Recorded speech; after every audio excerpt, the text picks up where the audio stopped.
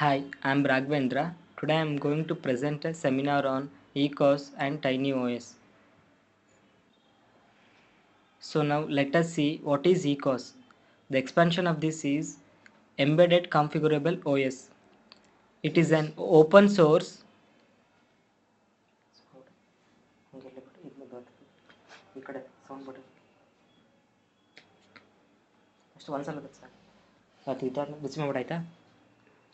ಏನಪ್ಪ ಹೇಳಿದೆ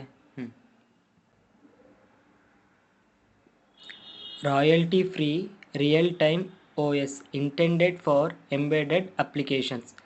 The system is targeted at high performance small embedded systems. For such systems, an embedded form of Linux or other commercial OS would not provide the streamlined software required. The ECOS software has been implemented on a wide variety of processor platforms, including Intel IA32, PowerPC, SPARC, ARM, COM RISC, MIPS, and NEC V8, and it is one of the most widely used embedded operating system. So now we are seeing a ECOS configuration tool. Actually, this figure shows the top level of the ECOS configuration tool as seen by the tool users. Each of the items on the list in the left hand window can be selected or deselected. When an item is highlighted, the lower right hand window provides a description and the upper right hand window provides a link to further documentation plus additional information about the highlighted item. Items on the list can be expanded to provide a finer grained menu of options. And this figure illustrates an expansion of the ECOS kernel option. In this figure, note that exception handling has been selected for inclusion, but SMP has been omitted. In general, components and individual options can be selected or omitted. In some cases, individual values can be set. For example, a minimum acceptable stack size is an integer value that can be set or left to a default value. So now we see loading an ECOS configuration. This shows a typical example of the overall process of creating the binary image to execute in the embedded system. This process is run on a source system such as a Windows or Linux platform, and the executable image is destined to execute on a target embedded system such as a sensor in an industrial environment. The GNU Make utility is used to selectively determine which piece of a program need to be compiled or recompiled and issues the commands to recompile them. The GNU Cross Compiler executing on the source platform then generates the binary executable code for the target embedded platform. The GNU linker links the application object code with the code generated by the ECOS configuration tool. This later set of software includes selected portion of the ECOS kernel plus selected software for the target embedded system. The result can be loaded into the target system.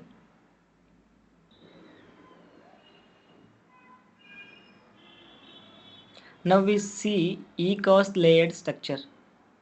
It has the following structure. First, hardware abstraction layer, kernel, IO system, standard C library, user application code. Now we see hardware abstraction layer. It is at the bottom side, and the HAL is software that represent a consistent API to the upper layers and maps upper layer operations onto a specific hardware platform. Thus, The HAL is different for each hardware platform. So first we see hardware abstraction layer. It presents a consistent API to upper layers as I told, and it's also different for each hardware platform. The code which is showing here is an example that demonstrates how the HAL abstracts hardware specific implementation for the same API call on two different platforms. As this example shows, the call from an upper layer to enable interrupts is the same on both platforms, but the C code implementation of the function is specific to each platform. So now we see hardware abstraction layer modules. So first, actually it is implemented as a three separate modules. The first is architecture, second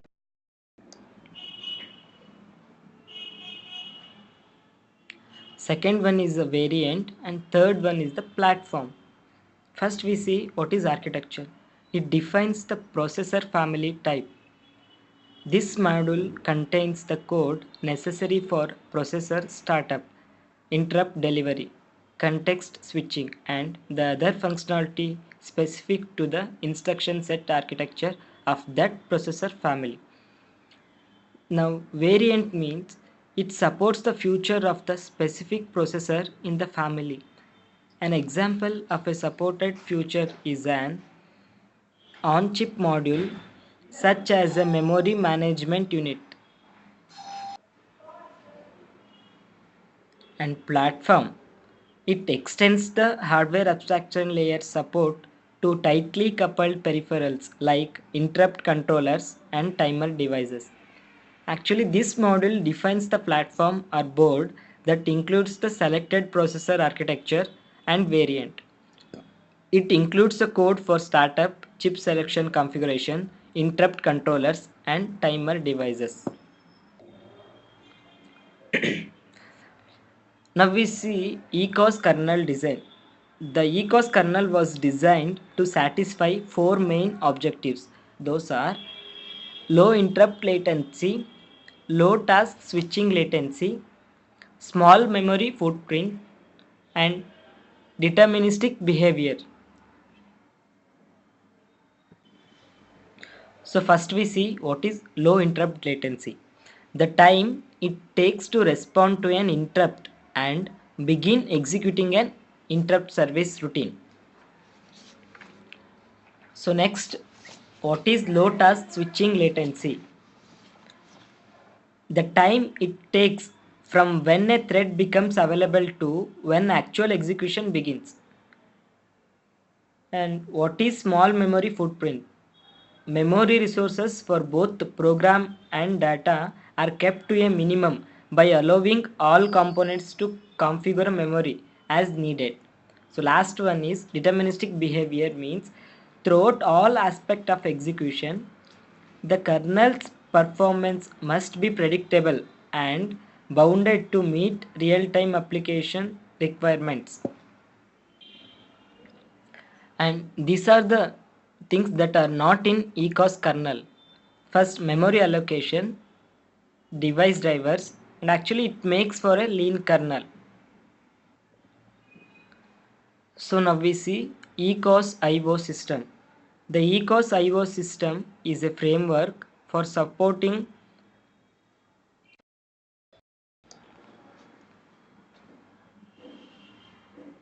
device drivers. A variety of drivers for a variety of platforms are provided in the ECOS configuration package. These include drivers for serial devices, Ethernet, flash memory interfaces, and various I/O interconnects such as PCI and USB. In addition, user can develop their own device drivers.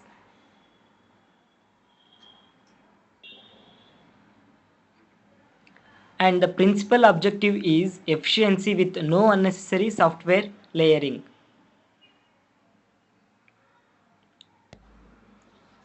So let us see ECOS scheduler. Actually, it is classified into two types. First one is bitmap scheduler and multi-level queue scheduler. First we see what is bitmap scheduler. So bitmap scheduler is efficient for a small number of thread actives, and each thread has a different priority. So let us we look at the figure, we'll know. So this figure shows bitmap scheduler priority levels. So when a blocked thread becomes ready to run, it may preempt a thread of lower priority. When a running thread suspends, the ready thread with the highest priority is dispatched. A thread can be suspended because it is blocked on a synchronization primitive, because it is interrupted, or because it relinquishes control, or there is only one thread at most at each priority level. The scheduler doesn't have to make a decision as to which thread at a given priority level should be dispatched next.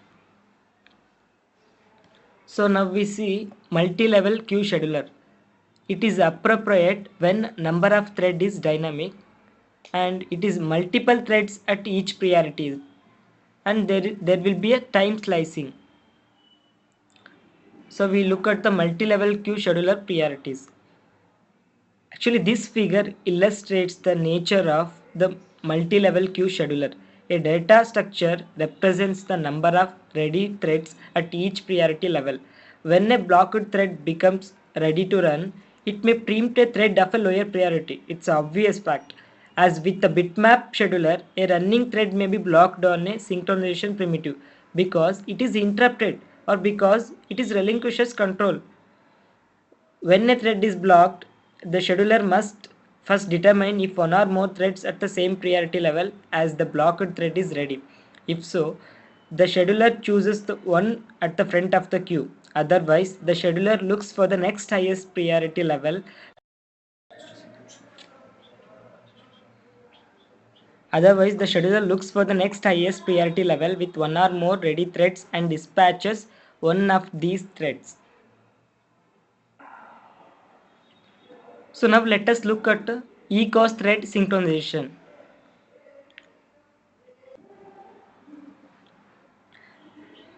The ECOS kernel can be configured to include one or more of 6 different thread synchronization mechanisms.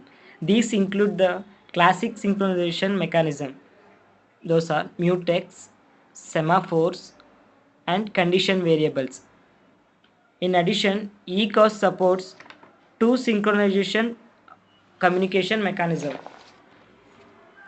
and that are common in a real-time systems, namely event flags and mailboxes. Finally, the ECOS kernel supports spin logs, which are useful in SMP systems. So let us look at the first mutex.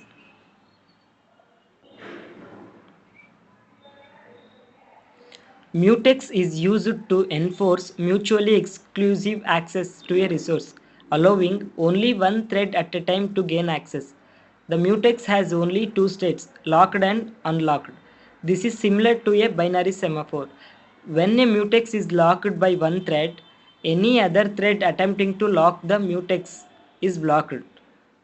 When the mutex is unlocked, the one of the threads blocked on this mutex is unblocked and allowed to lock the mutex and gain access to the resource.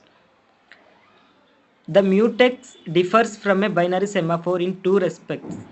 The first one is the thread that locks the mutex must be one to lock it, and the other difference is that the mutex provides a protection against a priority inversion, whereas the semaphore doesn't.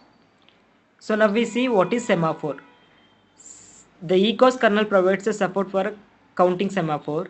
So that a counting semaphore is an integer value used for signaling among threads.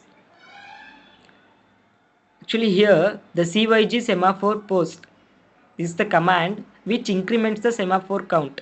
If the new count is less than or equal to 0, then a thread is waiting on this semaphore and is awakened. The second command is CYG semaphore wait. Its function is which checks the value of a semaphore count. If the count is 0 means the thread calling this function will wait for the semaphore. If the count is non-zero, then the count is decremented and the thread continues. to execution. And finally, we see what is condition variables. A condition variable is used to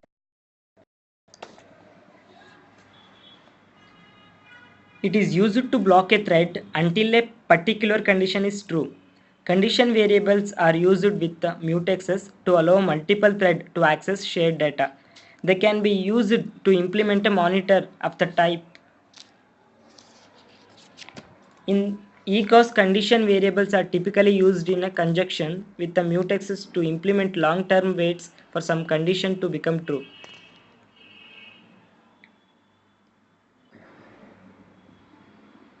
And it has the basic commands are as follows: cyg condition wait, cyg condition signal, and cyg condition broadcast. The first condition wait means causes the current thread to wait on a specified condition variable and simultaneously unlocks the mutex attached to the condition variable.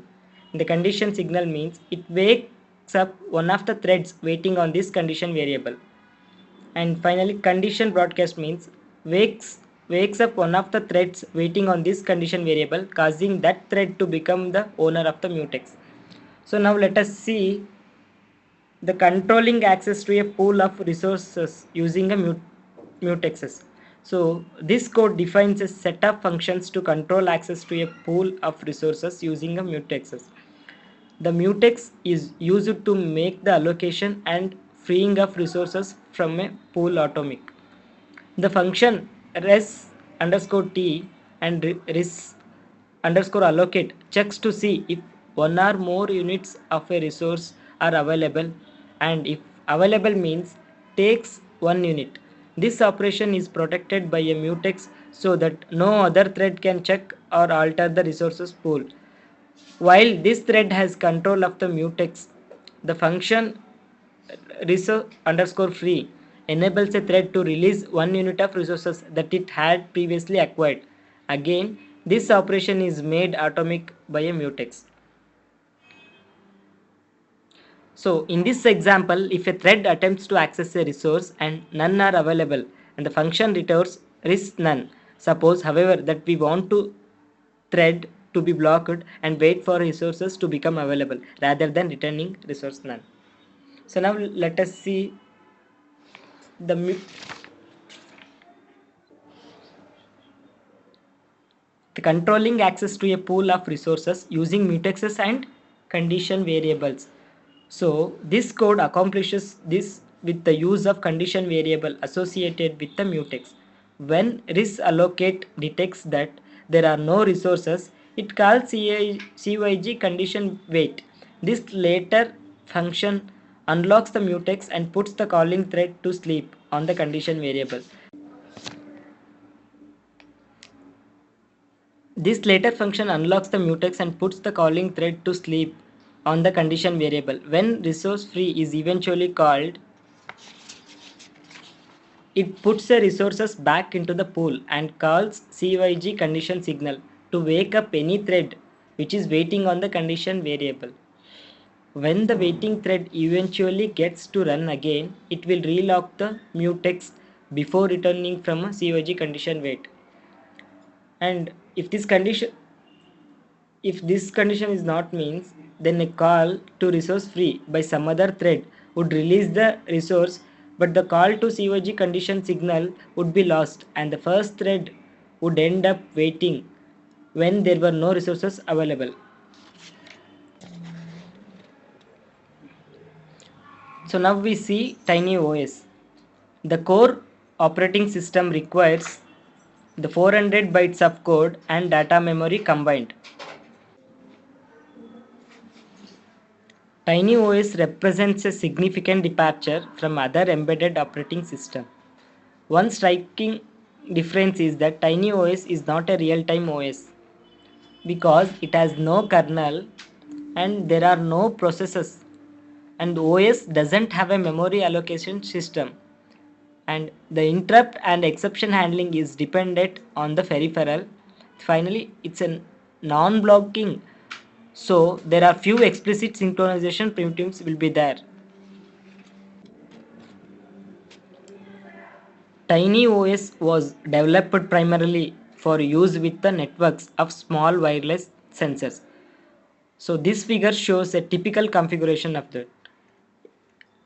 A base station connects the sensor network to a host PC and passes on sensor data from the network to the host PC, which can do data analysis and or transmit the data over a corporate network or internet to an analysis server.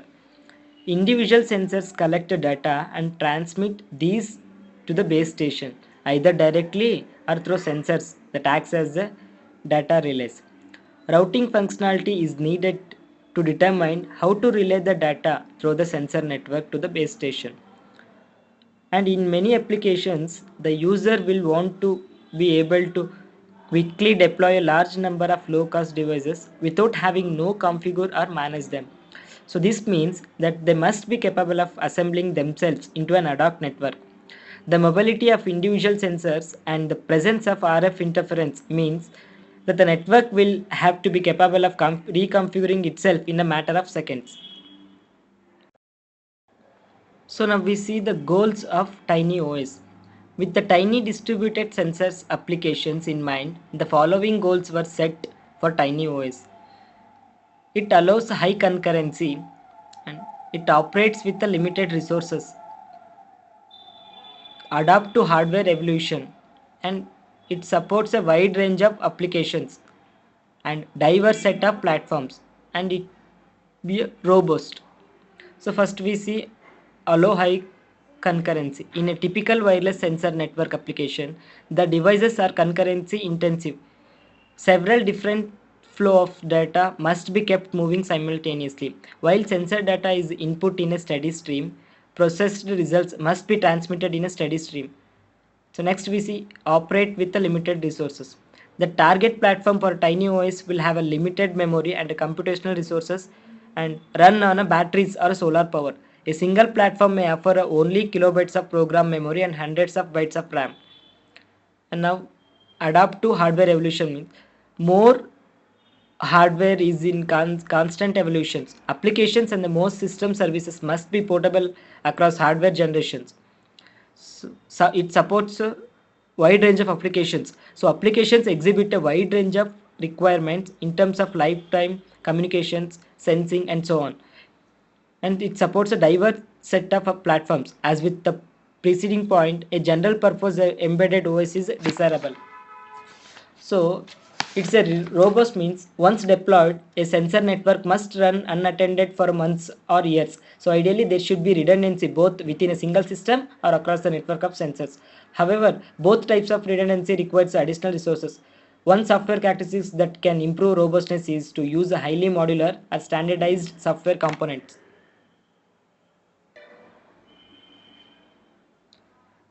These are the components of TinyOS. It the TinyOS it embedded software systems built with the TinyOS consist of a set of modules called components such as single hop networking, ad hoc routing, power management, times, non-volatile storage control. So this figure, I mean here all components in a TinyOS configurations have the same structure, an example of which is shown here. So the shaded box in the diagram indicates the component which is treated as an object that can only be accessed by a different interfaces indicated by white boxes. A component may be a hardware or software. Software components are implemented in NEC, which is a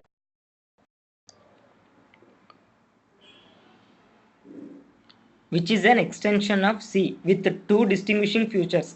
First, a programming model where components interact via interfaces, and an event-based occurrences model with no run to completion task and interrupt handlers.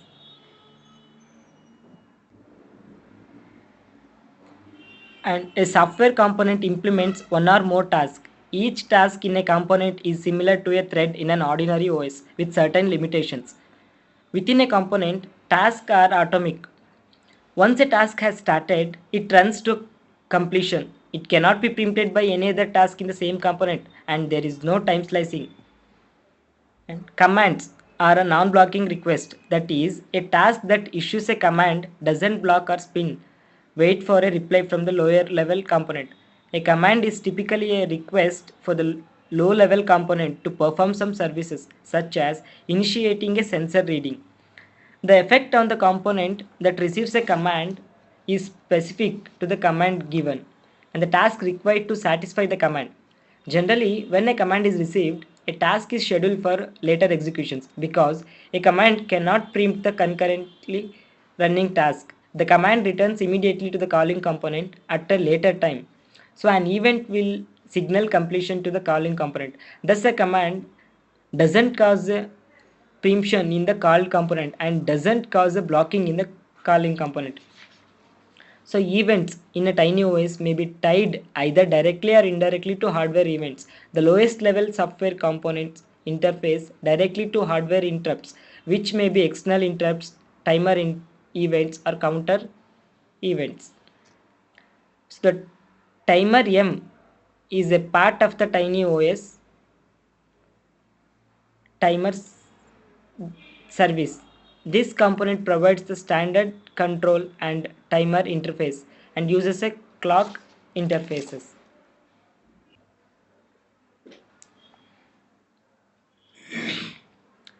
The uppercase C stands for component. It is used to distinguish between an interface and a component that provides the interface. The uppercase M stands for module in the previous slide, and this naming convention is used when a single logical component has both a configuration and a module. The timer C component providing the timer interface is a configuration that links its implementations to clock and LED providers. Otherwise, any user of timer C would have to explicitly wire its subcomponents. Now we see the TinyOS scheduler. This TinyOS scheduler, it operates across all components and only one task executes at one time. And it's a simple first in first out queue. And the scheduler is a power aware, means it puts the processors to sleep when no task is in a queue.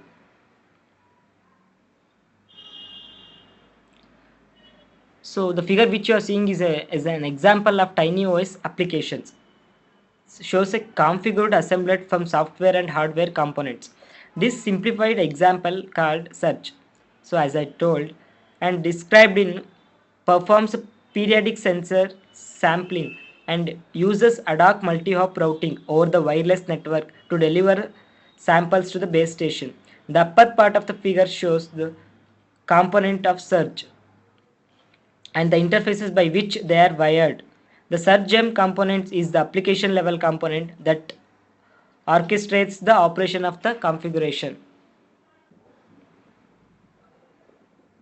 So this figure shows a portion of the configurations for the Surge applications.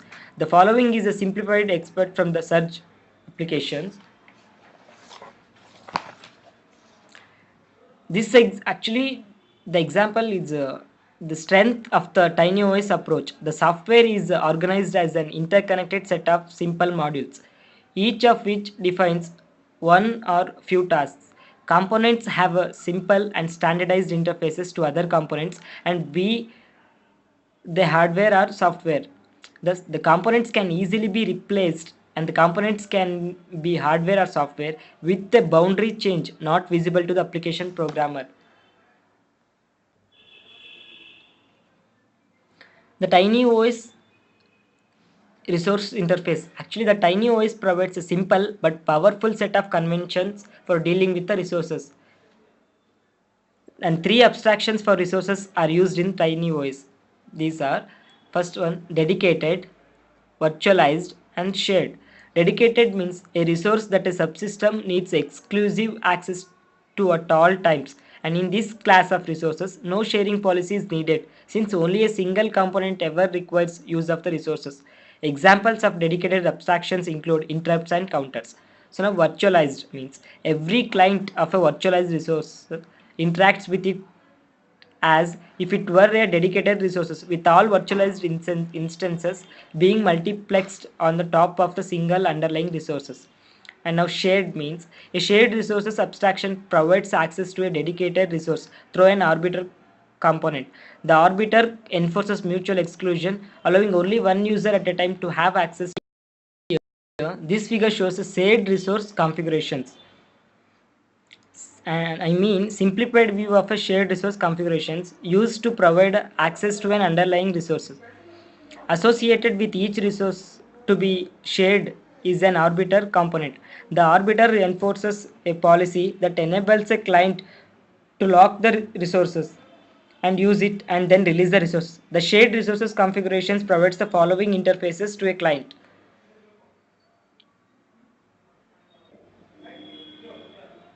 And these are: first, resource requested, resource configure, and finally resource specific interfaces. The first defines, resource is the client issues a request at this interface requesting access to the resource. If the resource is currently locked, the arbiter places the request in a queue. When a client is finished with the resource, it issues a release command at this interface. Second one is resource requested. This is similar to a resource interface. In this case, the client is able to hold on to a resource until the client is notified that someone else needs the resource. So resource configure. This interface allows a resource to be automatically configured just before a client is granted access to it. Components providing the resource configure interface use the interfaces provided by an underlying dedicated resources to configure it into one of its desired modes of operation. So finally, resource specific interfaces. So once a client has access to a resource, it uses a resource specific interfaces to exchange data and control information with the resources. So this figure shows. So thank you. So this is my end of session.